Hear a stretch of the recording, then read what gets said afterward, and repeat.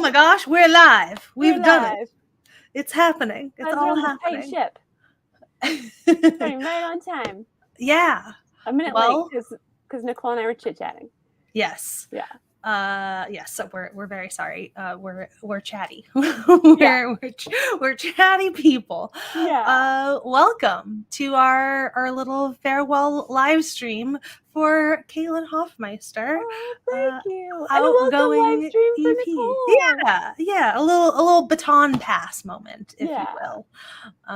So that's exciting. Cool. Well, I'm assuming it's Sarah Suda is in the chat. As Bizarre Beast. Yeah. Hi, Eric and Connor and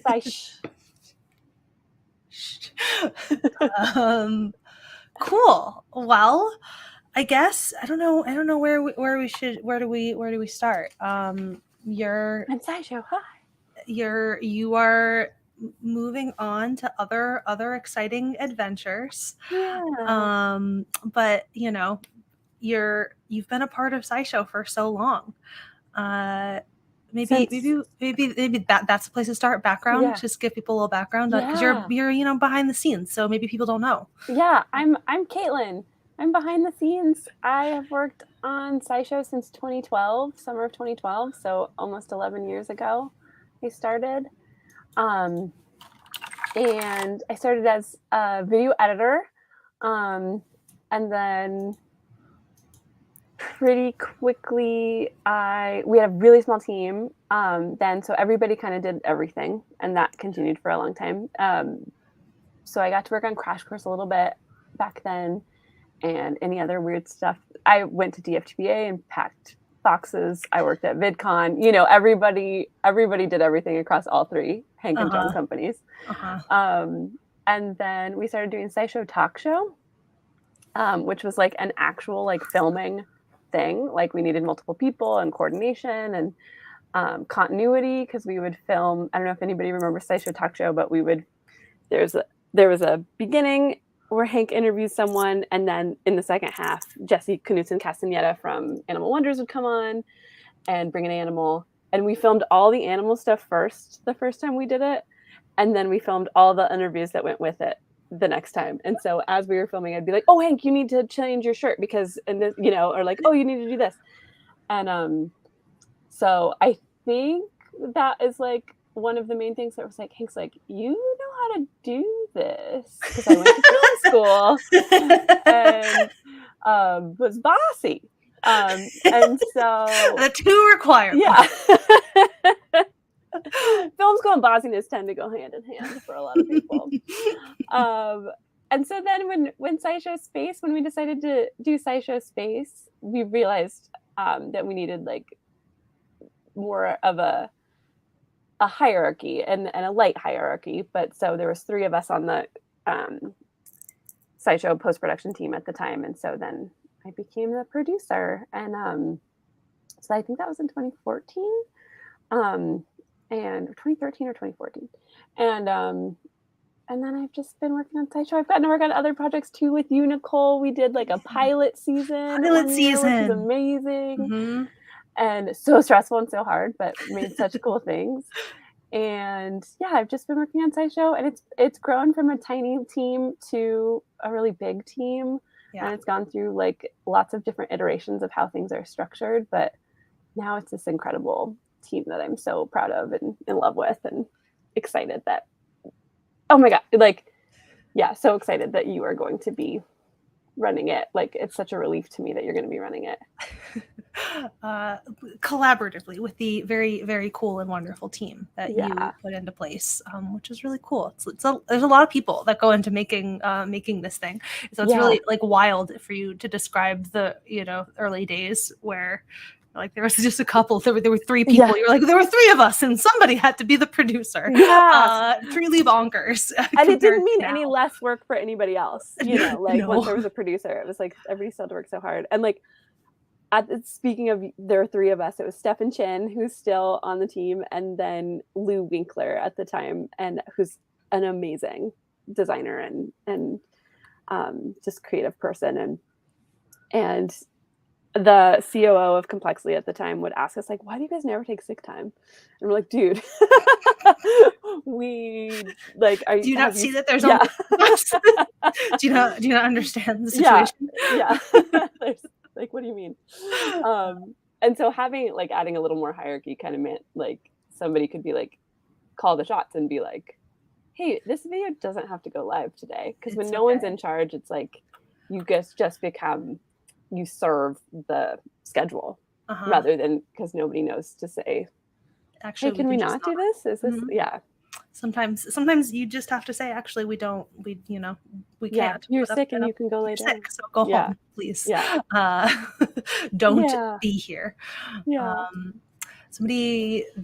I've always imagined one of Caitlin's jobs to be the resident Hank wrangler. I saw somebody ask this too, maybe on Twitter or something. I want to clarify just for context that is extremely not, that's somebody else. That's not us. That's not our responsibility. I did see that too. That was an interesting question. And I like that people recognize, they're like, what does an executive producer do? I do wrangle Hank. Yeah. And that implies that Hank is so wonderful and important to Complexly and SciShow's vision, but Hank doesn't do anything day to day. Like that's not his job, so we don't have to wrangle him. Right. Like he has so much going on, and he is like always there for us if we're like, hey, can I run something by you? But he doesn't need to be like, he's not like on the ground doing stuff. He's much more in a like visionary like advisory capacity. Yes. So, yes. Yeah. So no Hank wrangling. In the job description. This is something Caitlin and I actually have been talking about a lot, actually, but maybe also worth answering for the audience. But what is it? What is this job? What is the executive producer? What did you do? What do I do? What's my job now, Caitlin? It's still produce. So I wrote a crash course episode about this once, which I always give to people when they ask this question, because producing is a weird, like, really, you guys, I'm sitting really uncomfortably. Sorry. I'm like always turn off self view, and now that I can see myself, I'm like, yeah, producing's so weird. It's such a grab bag. And I actually, in my new job, I'm producing as well, and it's in podcasting, so it's a little bit different even from like one medium to another. But at Complexly, the executive producer and you know this because you've been an executive producer on other shows, is that like I feel like you like hold the vision for the show. Like Hank is the original visionary for SciShow, but it's evolved over time as the team has put input into it, and so you hold the vision and make sure that everyone is working towards that same vision. You also make sure that like we're all living up to like, we have a vision for like what SciShow is for the audience, but also like what is it like to work for SciShow? So that's really important. Like how do we like stay true to our values throughout everything that we do? And so that's a big part of it. That also includes like managing the budget, managing staffing, like explaining like how much time we can spend on certain things, because you're managing a big group of creatives who will spend all the time in the world to make it as good as possible, which is beautiful. But also you're like, okay, but we also need you to move on. Yeah, we also need to make this affordably and get it. As Hank says, like, don't let perfect be the enemy of the good enough. Yeah. So yeah, it's like holding, like, because there's so many moving parts. I feel like it's like the nexus where everything kind of connects. Yeah. So it's a SciShow wrangler, Adam. I'm the SciShow wrangler. Yeah. And Nicole is. Yeah. Yes. And the producers and Daniel, the editorial director, really are too. All right. Yeah. It is a collaborative effort for sure. It's very expansive. Yeah, sure. Yes, that is true. It's a very expansive job description. Also, yes, please ask any other questions that you might have. I'm just guessing at things that people want to know. And I just want to point out, like, Emma Dowster, who is a SciShow writer, and John Fraser, who works at Complexly, and looks like a couple other people are also in the chat. So guys, feel free to jump in and answer questions too. A lot of Stefan's in here. A wealth of knowledge in the chat as well. So very, very exciting. One of the people, we did get sort of an advanced question though, which is what has been, well, this is a two-parter. What has been the best part of your job, and what is the biggest piece of advice that you want to give to me going in? This is thank you, Buzz, who's running the stream behind the scenes, sent me that question beforehand, which is so nice of them. But also then I'm like, oh no, that's actually like such a hard question. Well, one best part and one piece of advice, and that's it. Nothing else. The best part of my job is the people who work at SciShow. Like, it's incredible. It's such a good group of people. It's so much fun. Like, they're all so fun and so passionate and thoughtful about the work. And that's like why I went into filmmaking, is because it's such a hard job that like you don't get anybody doing it that doesn't really want to be there, luckily. And so it's such a wonderful group of people. But also in a lot of film jobs, I have not had this experience, but I have a little bit, and I know this is a common experience for a lot of people, is that there's a lot of like ego. And I think you have to have a healthy ego to get into filmmaking, to be like, I can create something out of nothing. You have to have a little bit of an ego. But there's no like, I think it's a confident team, but there's no like ego in terms of like anybody feels like they're better than anybody else. Like, they are so loving and sweet to each other. And so like prioritize like the interests of the audience always. And so the team, just working with these people you is the very very kind of best. have to be. And I mean, at this point, especially like we alluded to this before, but just how many people are making the show happen now. In order for that to work, you have to trust that everybody else like is doing their part, because you can't you cannot carry all of this, and it will be better for it.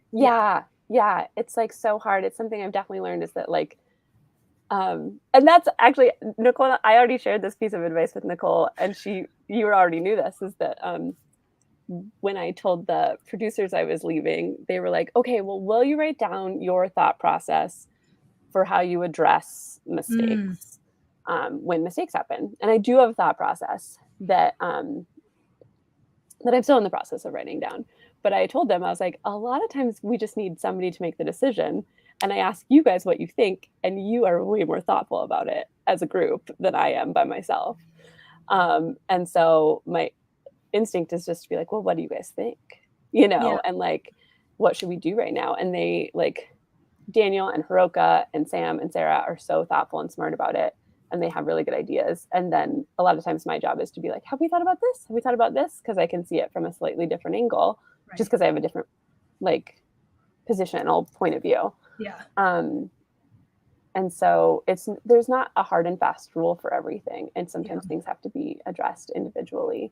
And the team is really smart and thoughtful about it. And so, and then there's so many other best parts of my job. I really like doing the budget at the end of the year and preparing for the following year, for the upcoming year. Like, that's like so satisfying. It really is. But I like thinking about strategy with the producers. That's super fun. I love the pitch meetings with the SciShow team. Like, they're so brilliant. I really like when things go wrong, because like the team is so good that it's rare anymore for something to go wrong. So when something goes wrong, you have to like respond pretty quickly. It's kind of exciting. It's also, and like to the when things go wrong and to the mistakes points, there's a level of like, okay, you're leaving, tell me exactly, like put it all down in writing exactly what you do in that situation. But it's like the answer sometimes is literally just that you are the person who makes the final call. Like, it's not you're making the decision, you're not making the decision necessarily based on like a checklist of if this then that, if this then that. Like it doesn't work that way. It's like you're gathering all the information, and somebody just has to be the one to say, okay, this is what we're doing. Which means also, like, I don't know, you might get it wrong. Like that's also part of it. Yeah. Because you can't actually give a clear, if this is wrong, then that. Yeah. And that's something I really love about Complexly in general, is that like, even as a company, sometimes we get stuff wrong and we're like, well, that was the best decision at the time. Yeah. And now it's not serving us anymore. What do we do now? Mm-hmm. And so it's just like, there's like, you don't want to like be cavalier or anything, but there's a certain like autonomy and safety in like making those decisions that you're like, okay, if this doesn't work, like we can change it. Yeah. Like, and so you can try stuff out. Yeah. There are so many good questions popping up in the chat right now, which is very cool and exciting. What are your favorite episodes of SciShow what's your favorite episode of SciShow? There's like several different ways you can take this question, or if you just want to focus on the ones that you hosted, if that narrows it down and makes it easier. The very first episode I ever worked on was The Science of Cute, which I did not think you could really, at that point, I was like, what do you mean science of cute? And it was like why we think things are cute, which I thought was fascinating. And I like, I'm proud that I worked on that one. And then I worked on the one about bath salts. And I felt like that was a really good primer for like what SciShow is. Like it like runs the gamut. Remember bath salts, everybody? But there's so many good ones, and there's some that are still coming out that I'm like, this is going to be my favorite episode. They're so good. There's some that I absolutely love for the art that's in them. There's some just because they're a really strong story. But the one that I bust out probably the most often is about aphids and how aphids can be born pregnant, which I had like, that blew my mind to learn that fact, and that it's called telescopic reproduction. And I'm just like, every year when like aphids start taking over my garden, I'm like, you punks. It's like, your grandmas are giving birth to you. No wonder I can't keep up with you. So I always think of that one as like, I'm like, wow, this is why the aphids are so good. Savannah just put that into a short. Oh man, that's perfect. It's like good time of year, Savannah, for that. It's timely. Yeah. But there's so many. I love all of them. Honestly, like, so much work and thought goes into all of them. They're so good. Yeah. That's fair. Yeah. I love this question. What is the craziest pitch that you loved that never quite made it to production? I saw a phrase put that one in there, and I was like, what is it? What is it? What would be the one? I guess, I don't know. Maybe it would also have, maybe the thing is like, what are some reasons that like a pitch that like you love it, but like it's not, like how, what would cause that to happen? Where you're like, I love this pitch, but we can't do this. Yeah. It's so funny because we put out so many videos that like, I once saw like an interview with Jon Stewart that he's like, I read a book and I learned everything about a subject for the interview, and then all that information leaves my head as soon as the interview is over. And so some stuff like that, I'm like, okay, we got to move on. And there's like only so much room in my head, so I've like forgotten so many. Mm-hmm. The actual answer to this question is something that is no longer in your brain. Like totally. That I was like super stoked about. I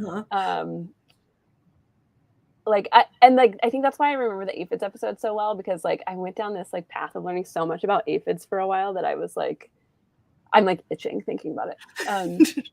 But I was like, do we need to do a whole series on aphids, guys? This is amazing, which is a terrible idea. But there was a recent one that Emma researched for me. That comes to mind is that like, I've heard, or I had recently heard, that if you're breastfeeding when you get pregnant, so like often like breastfeeding is thought to be a way that your body won't get pregnant because your body's sort of aware that you are already caring for someone. But if you do get pregnant, the odds of getting pregnant with twins goes up which I was like, that makes no sense to me. What? And that's backwards. Yeah. Anecdotally, I'm like, that is true. Like, I'm like, people I know who are twins who have an older sibling, the older sibling's like not that much older, you know? So like, I think that is not uncommon, but there's just not enough research. Like it's to like know. And so Emma looked into it and she's like, there is like one thing that says that, but I can't find like, so it's a lot of times it's like, we kind of know this thing, but there's not enough research on it yet. That's really interesting. Just like, but in terms of like the wildest or craziest, I'll keep thinking on that. Yeah. Maybe something will come up as we go. That's fair. The aphids like itching thing. We should do a SciShow on that. Yeah. My previous before SciShow, I was the EP of Eon, Strange the Microcosmos, and Bizarre Beasts, and Ars Poetica as well. And one of the first Microcosmos episodes after I stepped into that role was about dust mites, and like just reading the script and being like the horror that I felt reading the script, and then subsequently was like, everyone needs to watch this video. This information's in my brain, and now I need it in you all need to live with this knowledge too. So everybody go watch this Journey to the Microcosmos video on dust mites, so that you too can be haunted. Yes. By things that are all around you. That are everywhere. Inescapable. What is more important to you for a successful episode, entertainment or information? I think that's such a good question. And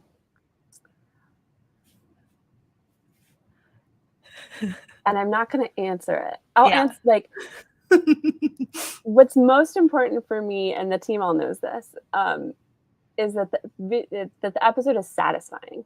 Yeah. That it's like information can be really entertaining as long as it like has a story and it's and at the end of the episode you're like, that was worth my time. Like that feels good. That felt too short and I liked it, you know, like so that's the thing. A lot of times we'll have just bonkers, fascinating stuff. I'm still thinking phrase on your question. That we're like, but what's the story? Like, what do we end with? What's the takeaway? And so it's like, we like the episodes to be like both entertaining and informational. And like in the pitch, like the editorial team does such a good job of being like, this is why this matters. And this is the science lesson. Like those things are like highlighted in the pitch. And then they're like, and this is the story arc of how I want to tell this. And so, but like on the channel as a whole too, it kind of goes back and forth. So like sometimes we'll have like a really entertaining episode that might be like, it's not going deep science and it's like kind of a 101 level episode, but it makes you curious about the universe in general. And then sometimes it's like, this is actually like a deep dive and it's like, maybe like it's for the real like Patreon people, you know, that are like, I am into this and like, I want to go deep. And it's kind of got to ride that line. Yes. Related to the thing you just said about sometimes if it's short, a piece of advice that Caitlin gave me in explaining sort of editorial processes and stuff at SciShow, as long as it has to be, but as short as possible is the sort of overall goal. We were just talking about this morning, actually in our pitch meeting. So yeah. Nicole and I are both like big Post-it note people. Love a Post-it note. Love a Post-it note. There's so many wild. I have a bunch that I actually probably can take down that are no longer relevant. But when I cleaned out the office, I like took all my Post-it notes off my computer, but I like have them in a little pile. Like I need these.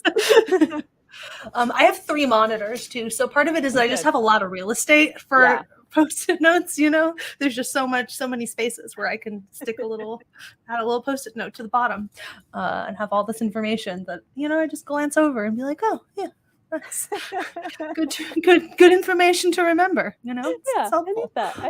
One of my Post-it notes that I need to put it back up, but it's like, when I was looking out the window of like, when I was like getting overwhelmed and just like looking out the window, there was this big Post-it note in all caps in Sharpie, make a list. And that's important. It's your grounding advice. Yeah. Like, I should have left it for you, Frage. Yes. Frage, make a list. Very important. SciShow team is full of Post-it notes, people. Yeah. Yes. There's a question. Let me scroll back. Connor asked a question about what's the funniest thing that ever happened while working at SciShow? I feel like there have to be a million, but what is one funny thing that happened while you were working at SciShow? The first thing that comes to mind is I'm really like safety conscious. Like I think if you were at work, you should feel safe. Mm-hmm.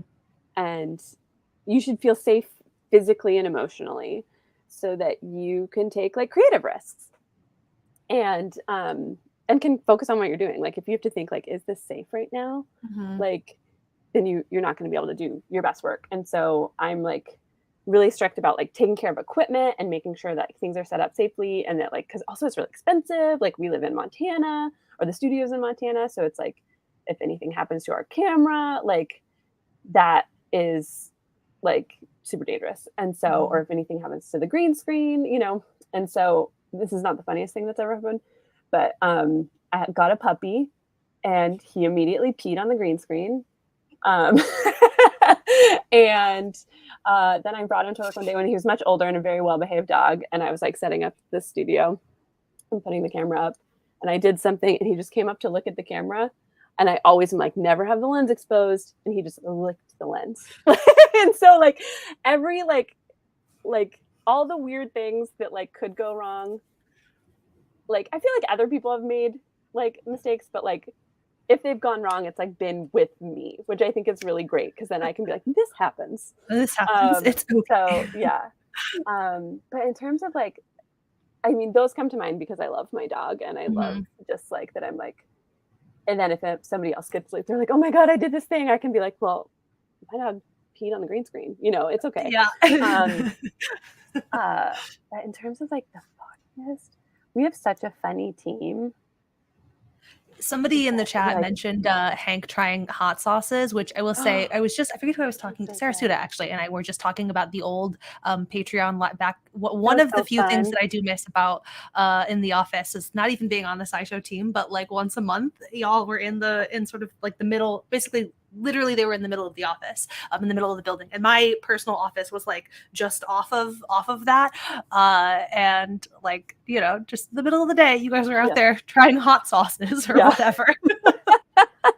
Delightful, absolutely joyous, just like P4A, but during, you know, just like on a Friday afternoon. Wonderful.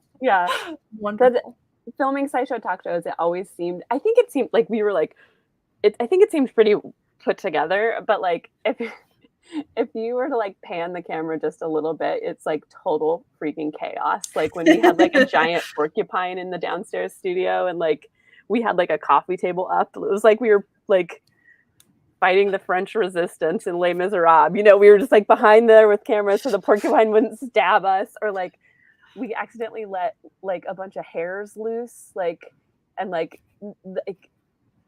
I've heard like nothing's more domestic than a bunny and nothing's more wild than a hare, you know, like they're so close but so far away. And these hares were just like running around. Chaos. That's actually one of the first things I helped, because the talk show was so involved and required so many people. And back when I first started, the SciShow team was still pretty small, and talk show was not. It was required too many people for that team. And so one of the in my first week on the job, I remember back in the old office, you guys, SciShow talk show used to be filmed at a business like sort of next door. So I remember helping wheel the equipment down the street, and doing the talk show.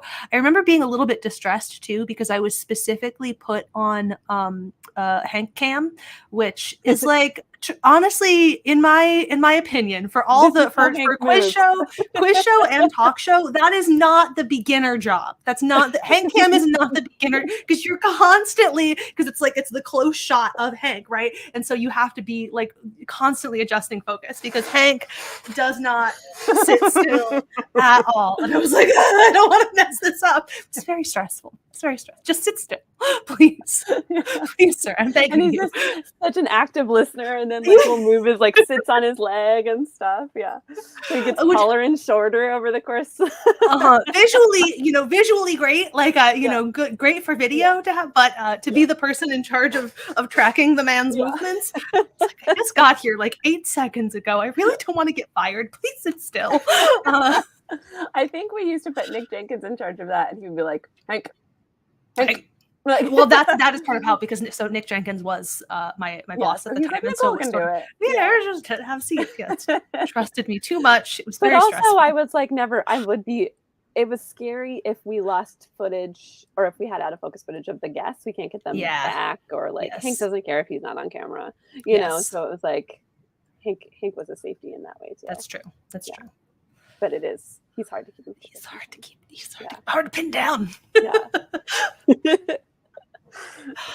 Connor just pointed out that the green screen is the one that we exclusively use for SciShow P episodes. And that just makes me, I'm like, yeah, I had to have my dog pee on the green screen. It's on brand for us. It was part of the SciShow P branding. Finn was just SciShow P creative director, Finn. Yep.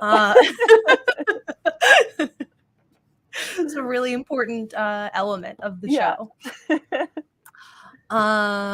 Let's see. Somebody asked if we color code our Post-its. I do not. I just have colorful Post-its because they're fun. There's not a real rhyme or reason to my color selection. I don't know if you're a color coder. I'm not. I wish I was. Yeah, I wish I were that organized. Yeah, it's whatever needs to be around. Whichever way the spirit moves me. Yeah. What is the thing? I have another question for you. What is the thing from your long tenure at SciShow that you are the most proud of? It can be a big or small thing. Yeah. Nicole gave me a heads up that she was going to ask this, and I read it like right before coming in. And that's such a hard question. It's so many things. I'm proud, like, in so many ways, SciShow, Julie's in the chat, and she and I have talked about this a little bit too. In so many ways, SciShow runs like a business within Complexly. Mm-hmm. And so it's like, for my own career, like, I'm really proud of that. Like, I've learned a lot in how to like run such a big project. I'm really proud of the team. I've gotten to hire almost everybody on the team, and like, not that they're doing well in their careers because I got to hire them. I hired them because they're amazing, but it's like, I'm really proud of that. Mm-hmm. I'm proud that I was like the first SciShow host that was a woman. And that was like weird. You know this, you were the first Crash Course host who was a woman, I think. And it's intense. And was when Nicole and I started. Shinny was first. Shinny was the first. Okay. And I think, like, yeah, I think I'm really proud of like getting through that. It was, nobody likes change, and so seeing a host that sometimes has vocal fry or is really excited, like, it's overwhelming to people, or can be, and the audience was so kind through it. Like, the core audience, I feel like, was, and then the team was great. Like, one time Stefan and Michael Aranda were filming me, and Michael was script sipping, I think, and Stefan was shooting, and Michael was like, "Oh, you had some vocal fry," and I think he was just looking out for me. He's like, "You had some vocal fry. Do you want to redo that?" And I was like, "Oh, no." And they were like, "Yeah," and just like really encouraging, and we kept going, and it was just like the tone was set, and so yeah, I'm proud of how we, as I have vocal fry now, I'm proud of how we got through that. I'm proud of like all the spin-offs we've started and figured out how to navigate those. Oh my gosh. Yeah. So many things. I'm not sure if there's like one thing, but I'm just really proud of all my time at SciShow. Yeah. It's been so good.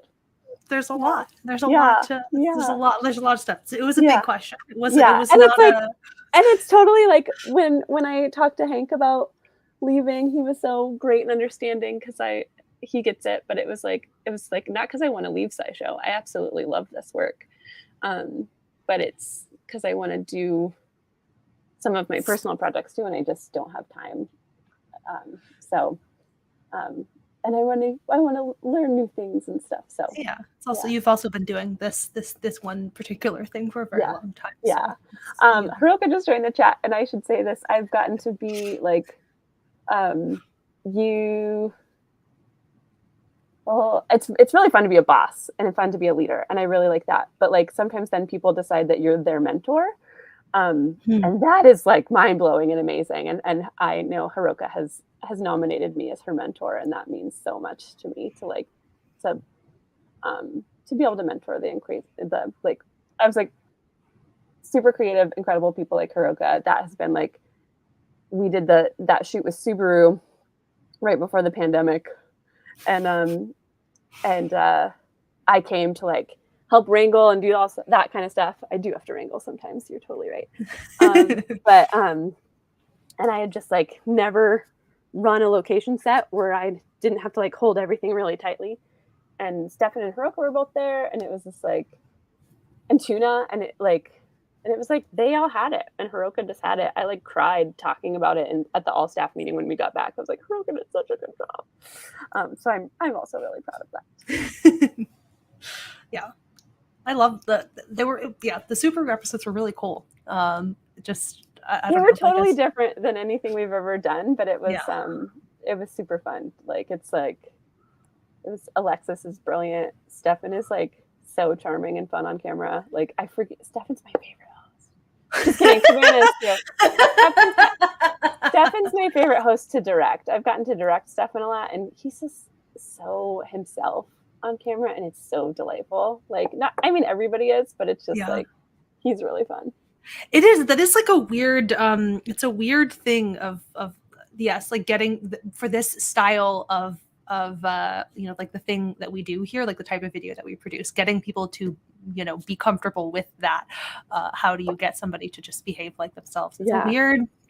Stefan's the only person I've ever gotten to direct that I'm like, oops, where's my friend Stefan? Come back. Right. And it helps that you know him so well. Performery. Yeah. And so it's just so fun. And then he just turns right back into himself. Now he can do it. But it's super fun. It is like a weird process of getting used to that too. Especially like doing it with a bunch of other people in the room too. Yes. And then Stefan, I think Stefan, I feel like I love directing Stefan and love him as a host because he's also directed me as a host so much. So we've like learned a lot from each other in terms of directing and in hosting. You develop like a sort of shorthand with people the more that you work with them and do stuff with. That's like on that's one of the things too, like when you have long-standing hosts like that, the longer that you work with them, the more that you have just sort of you get into a rhythm with them. It's really fun. And then you get to be greedy and you're like, I like that, but let's do another one. What else can you do? And there's like a sort of way of saying like we got to do that again, that like just there's like it's not really, to play. That's not even a note, like just but you're just like I just need to do that again, and you know what I mean. My favorite related thing, but I got to work with Samara a bunch over on Crash Course, and working with her was always so funny because my favorite Shinny quirk is that I was always script supervising. And anytime I would try to break a line up would be like, you're really struggling with this. Let's like split it in half. The next take, that's when she would nail it. The second I was like, about to tell her, she's like, me. One more, and I'm gonna do it. And like 99% of the time she did. That's the one that she would stick. So if there's like a really long line, that's almost certainly what happened behind the scenes. Is me in the room being like, this is too long. What if you just stop it here or whatever? And she was like, one more time. I remember doing that on an episode about Cecilia Payne Gaposchkin. Cecilia Payne Gaposchkin. And I think Stefan was in the studio then, and then our really good friend Sarah Miesmer was in the studio. And they were so patient with me. I was like, nope, I'm gonna do it again. I'm gonna do it. It was like the maddest I think I've ever been. And they were so patient with me because I was like, I'm gonna say it all in one line. And I had done like extra research on her, and so I was like adding lines because I was so excited. I was like, she seems so cool. But then, yeah, that's dangerous. Yeah, once you're adding details on the fly like that, It's so hard. I can do it no problem. It's rough. It's really difficult because there's words appearing in front of you, and your Mm-hmm. brain is like, you can't not read. I want to read those words that are right in front of my face. Yeah. It's a very special skill to ignore the words appearing right in front of your face like that. Yeah. Nicole, I know that somebody asked, what ideas do you have? What are you excited about, like, bringing to SciShow? There's a handful of things that were sort of already in the works that are not necessarily mine. There's the thing that I am most excited of those things, and I'm going to be vague on purpose. I'm really sorry, everyone, but there's an idea for like a long form, to do more long form content on SciShow that I am really, really excited about. I think that there's a lot of potential there, and I'm so excited to see what the team does with that. I think that there's just a lot of very cool. This team that is making SciShow has a lot of really wonderful and interesting ideas, and I'm excited to brainstorm stuff with them, I guess. So it's like a vague non-answer to that question, but the thing that is currently in the works that I'm the most excited about is long form idea in the ether that I think is going to be really excited cool. about that too. More SciShow. The other thing I would really love to do, but it's hard for like budget reasons, but I would love to try to do more, and this is sort of related, I think, to the long form stuff, but to try to do more like on location, get out of the studio more, basically, just in general. I think our team is they're so good at it. Yes, there's so many just like really talented people who I have a lot of like really incredible skills in terms of that style of production. Like it feels there are some really talented people who we are underutilizing by virtue of keeping them in the studio, and of the things that I got to work on my previous position, the thing that I had the most fun doing, we did an Eons episode in LA where we went to 3 different locations and sort of told a like natural history story on Eons that it did not get the views it deserved. Justice for the LA episode of Eons. No, because it's so like the algorithm's like doesn't know what to do with it. Doesn't know what to do with it. Like, this isn't what I'm used to. Yes. But stuff like that, like which again, it's a longer story, and it's a story that is rooted in place. Like I don't want to leave the studio for the sake of leaving the studio. For leaving the studio, there needs to be a reason. There needs to be a real like, what is the value that we are adding by being in a location?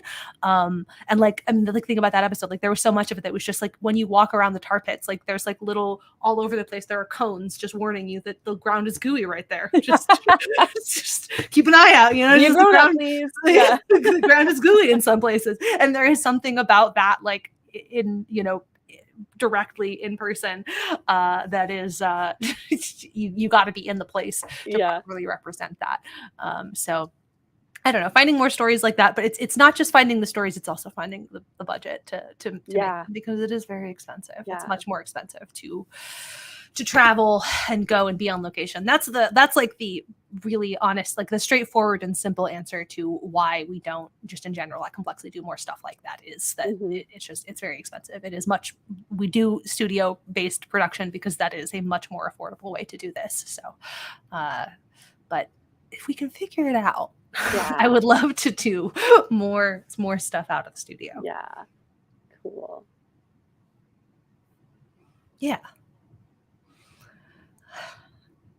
Any other questions from the chat? There's a lot of support for long form, which is great. Love that. Sorry, I confused everyone by throwing an Eons episode into the mix. Oh my gosh, it's so good. There's a lot of we make so many things here. I think that's the other thing too. I feel like when talking about our jobs, it's people forget. Like I don't know that everybody realizes the interconnectivity of all of the things that are Complexly. You know what I mean? Yeah.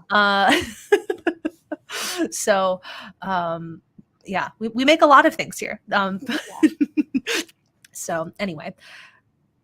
And so many things that like maybe you wouldn't even know that we made, Mm-hmm. you know, like Mm-hmm. you're working on a work for hire project with a Mm-hmm.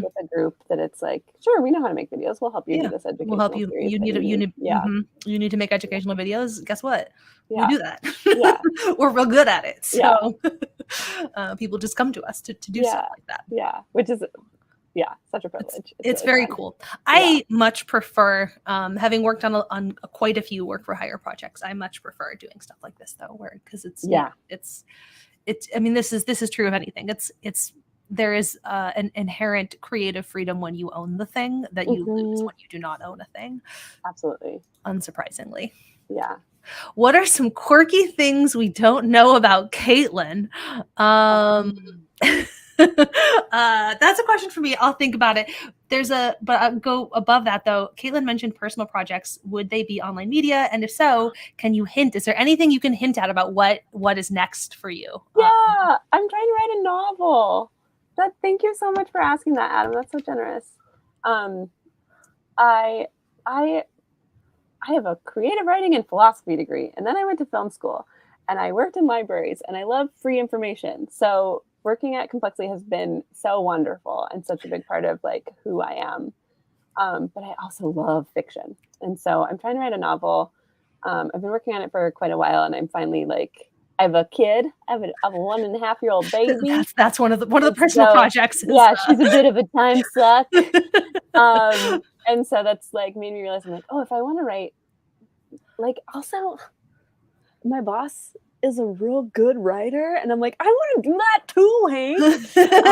And so that's one of the reasons he was so supportive and kind, and actually John's a pretty good writer. Maybe you heard of him. He might know about him. Yeah, and they were both so supportive of that, which was incredible. And so that's I want to give myself time to do that, and then and I can't afford to actually just be a novelist and do nothing else. So and I love working on teams, and I love bossing people around to make good content. And so so I'm also working at Not Sorry Productions, which is a production company that does podcasts about treating secular things as sacred, and everything's really rooted in books. And so they do Harry Potter as a sacred text.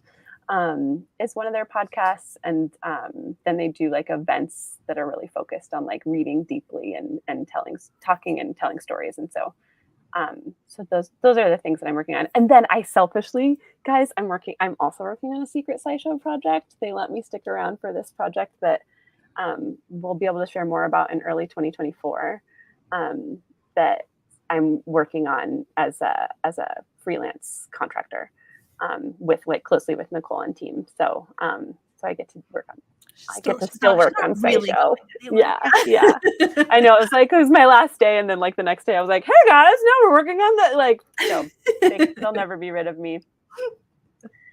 Also, related to that, where can people follow you?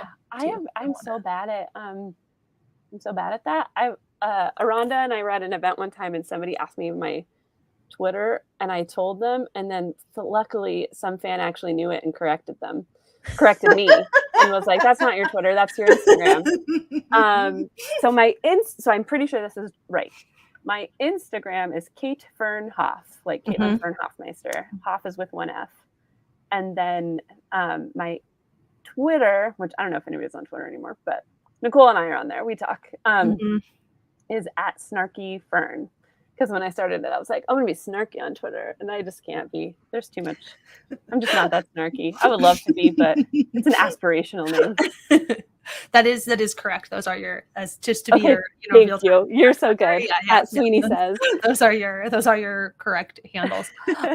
This isn't really a quirky thing, but the thing about Caitlin that you don't know, this is my like favorite thing. One of my favorite, I don't know.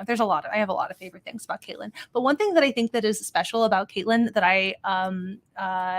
Caitlin has a really incredible gift for giving not just like for giving very specific compliments, but it's not just that the compliment is specific.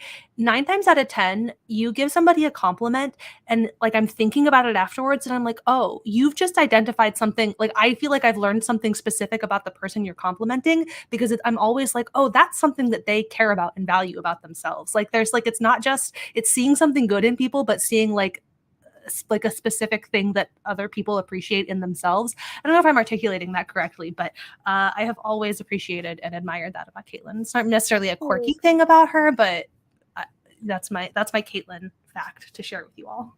So, Nicole. Yeah. That means a lot. You told me that before, and I'm like, oh my God, that's a compliment that means so much to me. I'm like, oh my God, I want to help people see themselves as how great they are. There's something very meta in that, maybe. That compliment. Am I doing the thing as I give you that compliment? We had so many amazing candidates apply for my now Nicole's job, and they were so good. And I got through them. I narrowed them down into who they were going to interview, and then I then I was like, okay, Hank and Kylie and team, like, and Heather and Nick, the other EPs at Complexly, were on the interview team. We got so many good candidates, and then Kylie, our HR person, I was traveling at the time when they were like, it's going to be Nicole. She texted me and was like, I know you're anxious about this. And I just I was like, oh, like I had started working on we had a lot of good internal candidates. We had a lot of great external candidates. But so I was trying to think, I was like, if it's an external candidate, how do I explain how much, like, 'cause a lot of people coming in are like, how do we capitalize on this? How do we, like, I would imagine like people outside Complexly I've talked to, they're like, how do we make this make more money, make it more efficient? And like, we work really efficiently. This team, it's all right. Works so fast. There's not inefficiency to call here, really. But it's like, I'm like, how do I explain, like, in these training documents, like how deeply we care for the audience and how important, like how central that is to this role.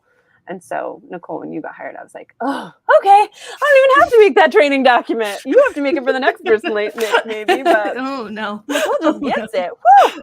Like, I'm so glad that you're taking over, and I can't wait to see like what you do. It's going to be so cool.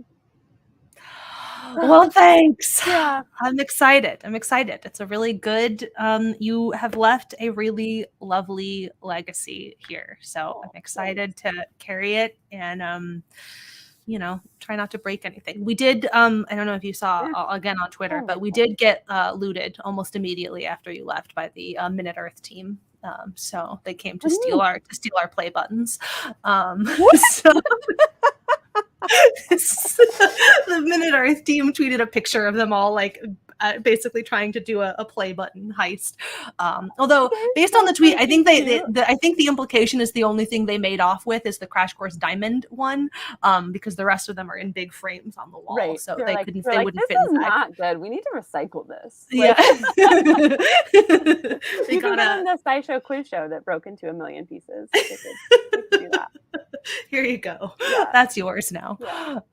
Somebody asked who is replacing multiple of Nicole's previous. It's funny that you joke that it's multiple, because I described my old job as not so much one job as 4 small jobs stacked on top of each other in a trench coat, because it's a little bit different being the EP of like multiple smaller things as opposed to being the EP of one large thing in the case of SciShow. But that position is being replaced by Seth Radley, who has been a producer for eons since the very beginning.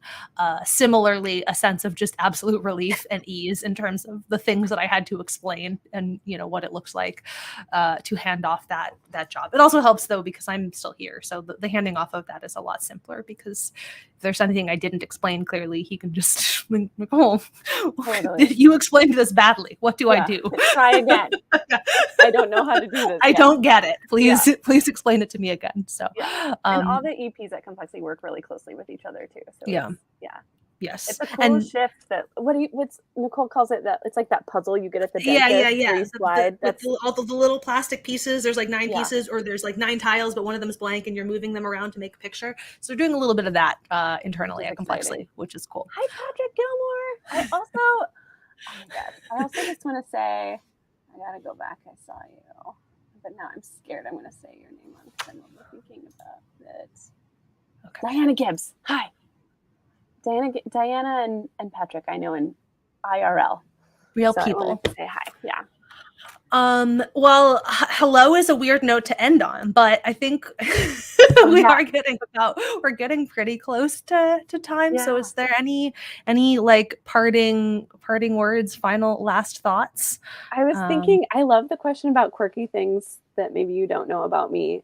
And so like I said earlier, I love it when things go wrong because then I'm like, cool, we got to work together as a team. Let's do this. And it's like, everybody's like, okay, what do we, and like, it's like, suddenly you know what to work on when something's broken. Yeah, totally. Like, you know what to prioritize. But after I saw Thor Ragnarok, I became sort of obsessed with it as, like, I think it's a movie about managing a team. Thor is managing this like kind of motley crew of a team, and it's like when he's like, it's a friend from work. I'm like, yep, he and the Hulk are friends from work. And the Hulk thinks like he's been hired to be the smart guy, and like he's like, no, man, you were hired to be Hulk. We need you to be Hulk right now, you know. And so it's just like there's a lot of like funny things, but they all come together in the end. It's beautiful. And so sometimes when things would go wrong, I would just like be like, and sing like the immigrant song. And like the SciShow team, I just want you to know that they have gotten so much beautiful, amazing work done while I'm going, like thinking I'm like pumping them up, and they're probably just like, God, woman, stop it. Yeah. And so it's just like I'm just like weird, and they're so patient. They've been so patient, wonderful with me. We got a lot of weirdos, and to be fair, we got some good weirdos. Yeah. I also laugh out loud to Slack messages, and so that is a thing now that I'm working entirely remotely. I'm like, oh, nobody knows that when I say LOL, I have legitimately like cackled. Yeah. Yeah. That's an unfortunate thing that all of the team who joined since we went fully remote never realized. But that's also like a message for SciShow people that like, just so you know, she was legitimately. When I say I laughed at something you said on Slack, it is true. I laughed really loud. Cool. Well, thank you, Caitlin, for coming back to hang out and for everything that you did and continue to do. She's not actually going anywhere, really. I'm nearby. Yeah. And I just thank you, Nicole. Thanks for taking over. Thanks, SciShow team. And like this Patreon community is like freaking fantastic. Like we just feel so lucky, and like it's you guys supporting the show is life-changing. Like I was like talking about how Steph and I used to be like, we couldn't take sick days because we just had to like keep things going out, and like having like a steady stream of income from Patreon, like not only means that we can like take risks and do fun things, but it's also like we have Patreon in our back pocket for like being held accountable. So like when advertisers are like, we'll give you a lot of money if you do this thing, and we're like, no, that would like, we can't, that wouldn't be fair to our patrons. They wouldn't like that. And so it helps us like explain to people why it's weird you have to explain to people why you have integrity, but just like no, but like actually there is like a real genuine source of accountability there for like, it's not just I mean, yes, do the right thing to do the right thing, but also you're right. I yes, that like this audience like, you don't want us to do this thing that you're asking us to do because there's like actual business reasons to like, and we have feedback from our Patreon community, so it's true. Thank you all for being that. Okay. Well, happy Thursday. Yeah, happy Thursday, everybody. Yeah. I am so excited for the future of SciShow, and I chatted with Hank the other day, and he's like just feeling good about it. Like he's so proud of this team too. So thank you all, and so nice to hang out with you. Thanks, Nicole. Thanks, Buzz, for running the stream. Bye. Bye.